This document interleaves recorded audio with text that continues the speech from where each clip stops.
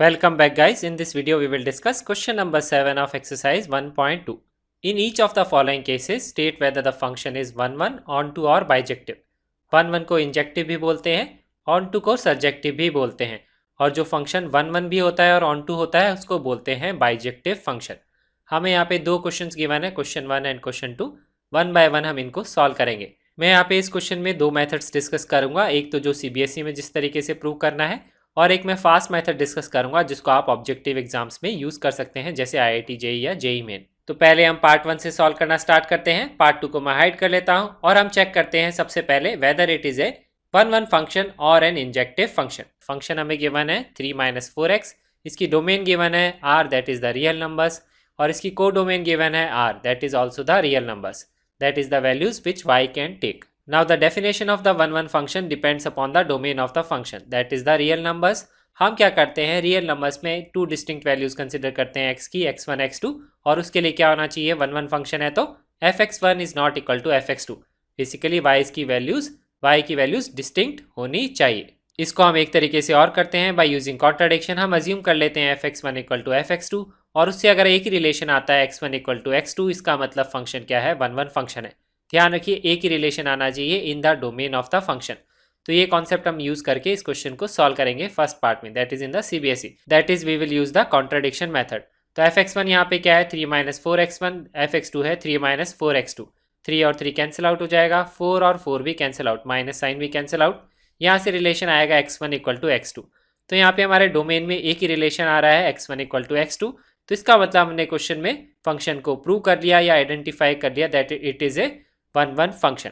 अब हम same method apply करते हैं सेकंड पार्ट के लिए, आइडेंटिफाई करते हैं कि 1 है या नहीं है। तो उसकी भी डोमेन क्या है, रियल नंबर्स है, तो सेम ही मेथड अप्लाई करेंगे। यहाँ पे fx1 आएगा 1 + x1 स्क्वायर, fx2 आएगा 1 + x2 स्क्वायर। 1 कैंसिल आउट हो जाएगा। इसके बाद में हम करेंगे फैक्टराइज, हम फैक्टर क्रिएट करेंगे x1 - x2 बिकॉज उसी को हमको इक्वल टू 0 के प्रूव करना है। तो यहाँ पे फैक्टर कैसे लेके रहेंगे, लेफ्ट साइड में लेके जाएंगे तो आएगा x1 स्क्वायर - x2 स्क्वायर, उसमें आइडेंटिटी यूज करेंगे a स्क्वायर - b स्क्वायर।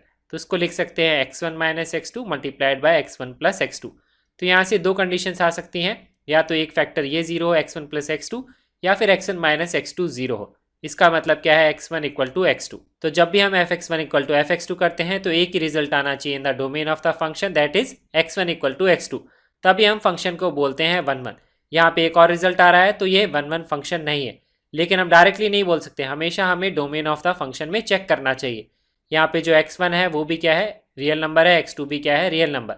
इसका मतलब रियल नंबर तो पॉजिटिव नेगेटिव कुछ भी हो सकते हैं, तो इसका मतलब ये एक्सप्रेशन होल्ड कर सकता है। अगर मैं दोनों में से एक रियल नंबर पॉजिटिव ले लूँ और एक नेगेटिव ले लूँ, जैसे सपोज 1 ले लूँ और एक -1, तो डिस्टिंक्ट वैल्यूज ऑफ x तो हो गई, लेकिन उसके लिए रिलेशन होल्ड कर रहा है, this is a possible result.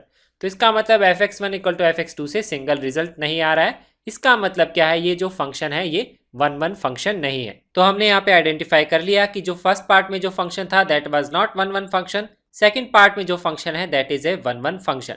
अब हम आइडेंटिफाई करते हैं whether the function is N on-to function और नॉट। तो ऑन-टू फंक्शन को हम सर्जेक्टिव फंक्शन भी बोलते हैं। इसके एनसीईआरटी में दो डेफिनेशन गिवन है। पहली डेफिनेशन क्या है देखिए, अगर एक फंक्शन डिफाइंड है x से लेकर के y, this is domain, this is को डोमेन, उसको ऑन-टू फंक्शन हम तब बोलते हैं if every element of y, every element of y का मतलब क्या है, सेकंड सेट, इसका मतलब क्या है, को डोमेन ऑफ द फंक्शन। ठीक है, that is here given it is real numbers. तो ये को डोमेन यहाँ पे लिखा हुआ है, इज मतलब इक्वल टू होगा, फिर आगे लिखा हुआ है image of some element of x। Image of some element of x क्या है, अगर x की वैल्यूज फंक्शन में पुट करेंगे तो उसकी जो image that is the values of y, that is the values of fx। तो ये यहाँ पे लिखा हुआ है रेंज ऑफ द फंक्शन। तो अगर को डोमेन और रेंज इक्वल होती है तो उस फंक्शन को बोलते हैं हम एक ऑन-टू फंक्शन। तो यहाँ पे हमें यही चेक करना होता है कि अगर हमें ऑन-टू फंक्शन चेक करना है तो को डोमेन हमें गिवन है क्वेश्चन में रियल नंबर्स, रेंज हम यहाँ पे आइडेंटिफाई करेंगे that is the values of fx। तो रेंज को हम यहाँ पे क्या बोल सकते हैं, वैल्यूज ऑफ y। यहाँ पे क्या है, y equal to 1 + x square, x हमें क्वेश्चन में गिवन है वो क्या है, रियल नंबर्स है, that is the domain of the function. तो रियल नंबर का स्क्वायर करेंगे तो पॉजिटिव वैल्यू मिलेगी। तो इसका मतलब y क्या है, रेंज ऑफ द फंक्शन क्या है, r+, that is the positive real numbers. कुछ एलिमेंट्स हम इस तरीके से इसमें लिख सकते हैं, लेकिन को डोमेन क्या है, रियल नंबर्स, तो उसमें नेगेटिव एलिमेंट्स भी आएंगे। इसका मतलब को डोमेन और रेंज क्या है, इक्वल नहीं है। इसका मतलब हम बोल सकते हैं कि जो फंक्शन है F X equal to 1 plus X square that is not an onto function. यहाँ पे हम ये लिख सकते हैं। तो इस तरीके से तो हम फंक्शन को आइडेंटिफाई करते हैं कि फंक्शन ऑन टू फंक्शन है या नहीं है। लेकिन अगर हमें सीबीएसई में लिखना होता है तो हम ऐसे नहीं लिखते हैं। जो एक और डेफिनेशन गिवन है उसके अकॉर्डिंग हम लिखते हैं। वो डेफिनेशन क्या है? एक फंक्शन ऑन टू फंक्शन है if for every Y belonging to the capital Y. ये है रेंज और ये क्या है? कोडोमेन। तो रेंज और कोडोमेन को हम ऑलरेडी इक्वल मान रहे हैं कि हम ये अज्यूम कर रहे हैं कि फंक्शन एक ऑन टू फंक्शन है। तो यही हमारी रेंज है और उसके लिए हमें आइडेंटिफाई करना है कि x में एलिमेंट, यहाँ पे जो फर्स्ट सेट है उसमें एलिमेंट होना चाहिए such that F X equal to Y. तो बेसिकली क्या है, अगर मैं ये रेंज अज्यूम कर लेता हूं तो उसके लिए यहाँ पे x में एलिमेंट होना चाहिए फंक्शन का, तभी हम बोलते हैं फंक्शन क्या है? एक ऑन टू फंक्शन है। तो जब सीबीएसई में क्वेश्चन आता है तो सबसे पहले हम आइडेंटिफाई कर लेते हैं कि फंक्शन ऑन टू है या नहीं है by using codomain and range, कि वो इक्वल आ रही है या नहीं आ रही है। और जब हमने आइडेंटिफाई कर लिया तो उसको हम लिखते कैसे हैं कि ये नॉट ऑन टू है? तो हम क्या करते हैं, कोडोमेन ऑफ द फंक्शन में, यहाँ पे कोडोमेन क्या है? ये एलिमेंट्स हैं। तो इसमें हम एक ऐसा एलिमेंट ले लेंगे जो रेंज में नहीं है। तो हमें पता है यहाँ पे नेगेटिव वैल्यूज भी हैं। फिर हम उसके लिए बोल देंगे कि यहाँ पे x एग्जिस्ट करता ही नहीं है। तो इस तरीके से हम बोलते हैं that is a not an onto function. तो इस तरीके से हम यहाँ पे लिखेंगे, हम ले लेंगे एक element y equal to -1 belonging to real numbers. तो ये जो रियल नंबर है यहाँ पे क्या डिफाइन करता है? कोडोमेन ऑफ द फंक्शन को। और वहां पे हम बोल सकते हैं there does not exist x belonging to real number. वो क्या है? Domain of the function. तो इस तरह का कोई एलिमेंट एग्जिस्ट ही नहीं करता है, वो हम यहाँ पे लिख के दिखा देंगे। यहाँ से क्या आएगा? एक्स स्क्वायर -2, तो x के लिए आएगी plus minus under root of -2, और ये तो रियल नंबर है नहीं। इसका मतलब क्या है? ये जो हमने एज्यूम किया था कि ये रेंज के बराबर है वो है नहीं। इसका मतलब फंक्शन क्या है? Is not an onto function. तो इस तरीके से हम लैंग्वेज लिखते हैं जब सीबीएसई में हमारा क्वेश्चन आता है। तो अब हम चेक करते हैं सेकंड पार्ट को कि वो ऑन टू है या नहीं है। फर्स्ट पार्ट तो नहीं आया ऑन टू, सेकंड पार्ट में फंक्शन गिवन है y इक्वल टू 3 - 4x। तो अगर मैं यहाँ पे x की रियल वैल्यूज लिखूंगा तो यहाँ पे y भी क्या मिलेगा? मुझे रियल वैल्यूज ही मिलेंगी। तो यहाँ पे मुझे दिख रहा है कोडोमेन और रेंज क्या है? इक्वल है। तो यहाँ पे मैं फंक्शन को बोल सकता हूँ this function is an onto function. अब हम इसको सीबीएसई में लिखते कैसे हैं? उसके लिए पहले हमेशा क्या करते हैं, x को as a function of y हम निकाल लेंगे। उसके बाद में हम क्या लिखेंगे? इसी तरीके से लिखेंगे for every y belonging to r। यहाँ पे r क्या है? ये कोडोमेन ऑफ द फंक्शन, क्योंकि हमने एज्यूम किया है रेंज इज कोडोमेन। इसके लिए हम क्या बोल सकते हैं? There always exist an x in the function. Basically domain में हमेशा एलिमेंट है, तो वो चीज हम यहाँ पे लिखते हैं there exist an x। x क्या है? Belonging to real number, that is the domain of the function. और x की वैल्यू हम ये यहाँ पे पुट कर देंगे, जो वैल्यू यहाँ पे हमने निकाली 3 - y/4, और उसके लिए हम निकालेंगे F X equal to Y. अपने आप आ जाएगा। तो वो तो आएगा ही, क्योंकि एक्स वाई से एक्स निकाला है, वापस एक्स की वैल्यू पुट करेंगे तो वाई तो आएगा ही। तो ये दिखने में तो ये नॉनसेंस है, लेकिन लिखना हमको इसी तरीके से है। तो यहाँ पे एक्स की जगह हम पुट कर देंगे ये वैल्यू, यहाँ से हम निकालेंगे एफ एक्स। तो एफ एक्स क्या आएगा? 3 - 4 टाइम्स ऑफ ये जो भी वैल्यू हमने निकाली, इसको सिंप्लीफाई करेंगे तो ये वाई आएगा ही आएगा। तो इस तरीके से हम लिखते हैं कि the function is an onto function. तो ऑन टू फंक्शन लिखना तो इस तरीके से, लेकिन आइडेंटिफाई हम हमेशा इस तरीके से करेंगे एग्जाम में। तो ये चीज़ हमें दिखानी नहीं होती है, हमें रफ में करना होता है अगर आप सीबीएसई में कर रहे हैं तो। और ऑब्जेक्टिव क्वेश्चंस में भी हम इस तरीके से आइडेंटिफाई कर सकते हैं कि फंक्शन ऑन टू फंक्शन है या नहीं है। Now let us discuss one more method, that is the graphical method, जिस तरीके से आप ऑब्जेक्टिव क्वेश्चन सॉल्व कर सकते हैं। तो यहाँ पे मैं पहले बना लेता हूँ एक्स एक्सिस और वाई एक्सिस। जो पहले क्वेश्चन में फंक्शन गिवन है वो है 3 - 4x। तो हमें इसके ग्राफ का आइडिया होना चाहिए। ये तो बहुत ईजी है, क्योंकि यहाँ पे एक लीनियर फंक्शन है, तो हमें पता है इसका ग्राफ क्या होगा? एक स्ट्रेट लाइन होगा।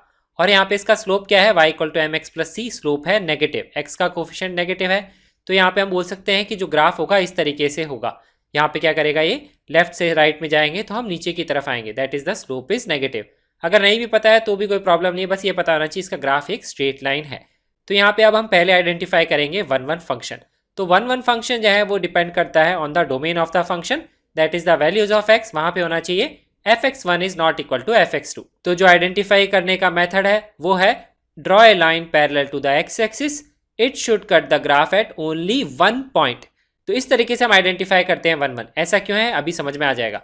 ठीक है, तो हम क्या करेंगे, एक लाइन ड्रॉ करेंगे पैरेलल टू x एक्सिस। ध्यान रखिए ये लाइन हम कहीं पे भी ड्रॉ कर सकते हैं in the graph of the function, और उसके लिए क्या होना चाहिए? सिर्फ एक ही पॉइंट पे कट करना चाहिए। तो वैसे फंक्शन को बोलते हैं 1 1। तो ये तो हमें पता लग गया कि ये फंक्शन क्या है, 1 1 फंक्शन है। ऐसा क्यों हो रहा है? क्योंकि हम क्या कर रहे हैं, any value of y consider कर रहे हैं, और उसके लिए हम चेक कर रहे हैं x की एक ही वैल्यू आ रही है या नहीं आ रही है। इस केस में क्या आ रही है? ओनली 1 वैल्यू ऑफ x ही आ रही है। आप कहीं पे भी लाइन खींच लीजिए पैरेलल टू y एक्सिस, तो बेसिकली उस वैल्यू ऑफ y के लिए एक ही x की वैल्यू आएगी। इसका मतलब डिस्टिंक्ट वैल्यूज ऑफ x के लिए डिस्टिंक्ट वैल्यूज ऑफ y ही आएंगे। इसका मतलब फंक्शन क्या है, एक 1 1 फंक्शन है। ठीक है, तो कभी भी हमेशा ध्यान रखिए जो स्ट्रेट लाइन फंक्शन होता है, जो क्या है यहाँ पे लीनियर फंक्शन है, ये फंक्शन हमेशा ही 1 1 होता है। ये आप डायरेक्टली देख के भी बोल सकते हैं, क्योंकि इसका ग्राफ स्ट्रेट लाइन होगा तो कोई भी लाइन होगी वो हमेशा एक सिंगल पॉइंट पे ही उसको कट करेगी, that is the line parallel to X axis. अब नेक्स्ट हम आइडेंटिफाई करते हैं onto function. Onto function के लिए होता है कोडोमेन इक्वल टू रेंज। और रेंज क्या होता है, रेंज होती है वैल्यूज ऑफ y। तो उसको हम ग्राफ में कैसे आइडेंटिफाई करते हैं, जहां तक ग्राफ जाता है ऊपर से लेकर नीचे तक वो सारी वैल्यूज क्या होती हैं, रेंज होती हैं। तो ये लाइन तो नीचे भी जाएगी ऊपर भी जाएगी, तो रेंज क्या होगी, ये पूरी y एक्सिस इसकी रेंज हो जाएगी, दैट इज -∞ टू इन्फिनिटी। तो इस फंक्शन की रेंज क्या होगी, -∞ से इन्फिनिटी। और कोडोमेन क्या होगी यहाँ पे हमें पता है, वो भी गिवन है क्वेश्चन में, क्या है, real numbers, that is also -∞ to infinity. तो ये दोनों वैल्यू सेम है, तो इसका मतलब क्या है, ये फंक्शन भी क्या होगा, एक ऑन टू फंक्शन भी होगा। तो एक स्ट्रेट लाइन फंक्शन, एक लीनियर फंक्शन हमेशा 1 1 फंक्शन होगा, और अगर उसकी कोडोमेन रियल नंबर्स के बराबर है तो उस केस में क्या होगा, वो एक ऑन टू फंक्शन भी होगा। अब हम डिस्कस करते हैं सेकंड पार्ट। वहां पे क्वेश्चन में है y = 1 + x²। तो हमें दिख रहा है एक 2 डिग्री की इक्वेशन है, मतलब ये एक क्वाड्रेटिक इक्वेशन है। तो इसका ग्राफ क्या होगा, that will B A parabola. तो इस तरह का ग्राफ बनाना भी आसान होता है, नहीं भी पता तो भी हम आइडेंटिफाई कर सकते हैं। तो देखिए यहाँ पे हमें y = x² की जो बेसिक शेप है वो पता होनी चाहिए, वो इस तरह की होती है, ये आपको पता ही होगी। अब इसके बाद में क्या है, जब भी कांस्टेंट अगर हम ऐड करते हैं तो इसके ग्राफ में क्या होता है, सिर्फ शिफ्टिंग होती है, वो भी निकालना बहुत आसान होता है। आप किसी भी पॉइंट पे वैल्यू निकाल लीजिए, y = x² के लिए x = 0 पे y 0 है, उसके बाद में यहाँ पे x को 0 रखेंगे तो y की वैल्यू क्या आ रही है, 1 आ रही है। इसका मतलब क्या है, उसकी शेप भी ऐसी होगी, कांस्टेंट ऐड करने से शेप चेंज नहीं होती है, आइडेंटिकल शेप ही होगी। सिर्फ क्या होगा, ये पॉइंट है ना जो 0,0 से ये ऊपर शिफ्ट हो जाएगा 0,1 पे। ऐसा क्यों हो रहा है, क्योंकि x = 0 पे यहाँ y 0 है, यहाँ पे x = 0 पे y 1 है, तो सेम ही शेप इसकी आएगी।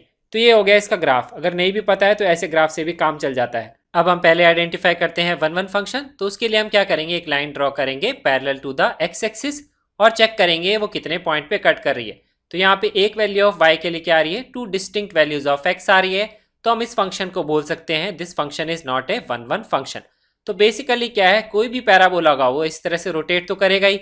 तो अगर उसकी डोमेन रियल नंबर्स है, तो अगर x एक्सिस के ऊपर कभी भी है, पूरी x एक्सिस है, तो पैराबोला हमेशा ही पूरा रोटेट करेगा। तो उस केस में कोई भी लाइन ड्रॉ करोगे तो 2 पॉइंट पे तो कट करेगी, तो फंक्शन 1 1 नहीं होगा, वो क्या होगा, एक मैनी 1 फंक्शन होगा। सो दिस इज ऑलवेज, ठीक है, ये हमेशा ही होगा। लेकिन अगर पैराबोला को ऐसे ही डिफाइन किया कि हाफ ही पैराबोला डिफाइन किया, हाफ का मतलब क्या है, अगर हमने डोमेन डिफाइन कर the positive real numbers including 0, एक साइड में डिफाइन कर दिया, तो उस केस में क्या होगा, ये पैराबोला ये क्या हो जाएगा, 1 1 फंक्शन हो जाएगा।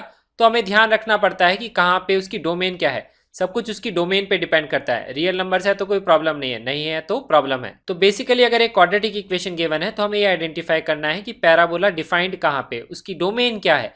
अगर उसकी डोमेन सिर्फ एक साइड में ही है, बेसिकली क्या है, जहाँ पे ग्राफ टर्न होता है उस पॉइंट के एक ही साइड में है, तो हम बोलते हैं क्या हो जाएगा, वो फंक्शन 1 1 में चेंज हो जाएगा। ठीक है, ये आपको ध्यान रखना है। ये जहाँ पे ग्राफ चेंज करता है इस पॉइंट को क्या बोलते हैं, वर्टेक्स ऑफ द पैराबोला। तो बेसिकली हम एक रिजल्ट और यहाँ पे क्या बोल सकते हैं, अगर एक क्वाड्रेटिक है जिसकी डोमेन क्या है, x on the either side of the vertex, वो क्या होगा, हमेशा एक 1 1 फंक्शन होगा। वर्टेक्स का कोऑर्डिनेट x कोऑर्डिनेट हम कैसे निकालते हैं, वो होता है ax² + bx + c के लिए -b/2 है। तो इस तरीके से निकालते हैं। ये बेसिकली क्या होता है, जहाँ पे dy/dx आप निकाल के = 0 करेंगे तो यही वैल्यू मिलेगी। इसके बारे में आप ज़्यादा एप्लीकेशन ऑफ डेरिवेटिव चैप्टर में भी पढ़ेंगे। तो ये जो पॉइंट है, इस पॉइंट का हमें ध्यान रखना है, इसके एक ही तरफ डिफाइंड होना चाहिए। अगर दोनों तरफ डिफाइंड है तो प्रॉब्लम है, वो क्या हो जाएगा, हमेशा नॉट ए 1 1 फंक्शन हो जाएगा। तो इस तरीके से हम डायरेक्टली आइडेंटिफाई कर सकते हैं। हमें क्या चेक करना है, वर्टेक्स का x coordinate and domain of the function.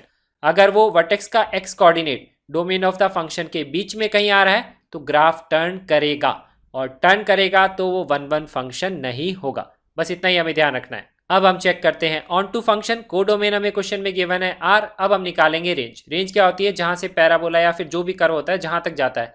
तो ये जो ब्लू वाली लाइन है, ये कहां से जा रही है, y की कौन कौन सी वैल्यूज ले रही है, ये सारी वैल्यूज यहाँ पे ले रही है। तो ये है इसकी रेंज। रेंज क्या है, ये इसकी मिनिमम वैल्यू है, और ये क्या है, इसकी मैक्सिमम वैल्यू। वो तो इन्फिनिटी जा रही है, मिनिमम वैल्यू क्या है, 1। तो ये रेंज है। कोडोमेन और रेंज तो इक्वल है नहीं, तो इसका मतलब क्या है, ये ऑन टू फंक्शन भी नहीं है। तो ये मैक्सिमम मिनिमम वैल्यू निकालना भी, रेंज निकालना भी, ये भी आप एओडी चैप्टर में डिटेल में पढ़ेंगे। तो ये वहाँ पे आपको और ज़्यादा क्लियर हो जाएगा। एक चीज आप ध्यान रख सकते हैं कि जब भी पैराबोला होगा उसकी मिनिमम या मैक्सिमम वैल्यू हमेशा कहाँ आएगी, at the vertex of the parabola पे ही आएगी। तो यहाँ पे हम एक रिजल्ट और बोल सकते हैं डायरेक्टली कि अगर एक कोई भी पैराबोला है क्वाड्रेटिक गिवन है जिसकी कोडोमेन रियल नंबर्स है, तो क्या होगा, ऑन टू फंक्शन नहीं होगा, that will be an into function. ऐसा हमेशा होगा क्योंकि अगर उसकी कोडोमेन रियल नंबर्स है लेकिन पैराबोला की जो रेंज है वो कभी भी रियल नंबर्स नहीं हो सकती है, उसकी हमेशा कुछ ना कुछ मैक्सिमम या मिनिमम वैल्यू होगी। जैसे यहाँ पे मिनिमम क्या है 1, तो वो पूरी रियल नंबर लाइन को कभी भी कवर नहीं कर पाएगा, ये आपको ध्यान रखना है। तो इस तरीके से क्या होगा, हम बोल सकते हैं क्या होगा, ऑन टू फंक्शन नहीं होगा, ठीक है, वो क्या होगा, इनटू फंक्शन होगा। तो यहाँ पे हमने ग्राफिकल मेथड भी डिस्कस कर लिया, ये भी काफी इंपॉर्टेंट मेथड है, इससे एग्जाम में फटाफट क्वेश्चन आप सॉल्व कर सकते हैं। अगर आपको इस कॉन्सेप्ट में कोई डाउट है तो कमेंट्स में नीचे लिख दीजिए and I will get back to you as soon as possible. Thank you so much for watching this video and have a nice day.